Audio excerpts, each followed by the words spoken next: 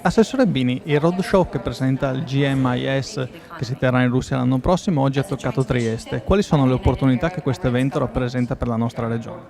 Sono delle opportunità importantissime e una volta per tutte si sta dimostrando Trieste una città davvero con respiro internazionale.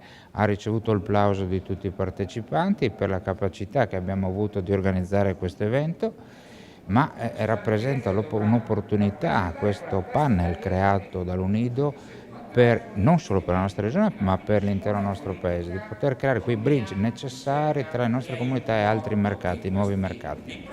Ancora una volta si conferma l'importanza dell'internazionalizzazione per lo sviluppo del Friuli Venezia Giulia del Nord-Est e dell'intero paese. È fondamentale, ecco, è fondamentale che le nostre imprese comincino a traguardare all'estero. Noi abbiamo purtroppo, e lo dico con rammarico, poche imprese pronte per affrontare o già presenti nei mercati stranieri. Il resto del nostro tessuto imprenditoriale è caratterizzato da PMI, ma insomma, secondo me noi dovremmo lavorare, aiutare, stimolare queste imprese a crescere, ad aggregarsi e, come si diceva prima, ad innovarsi per poter affrontare il nuovo mercato globale.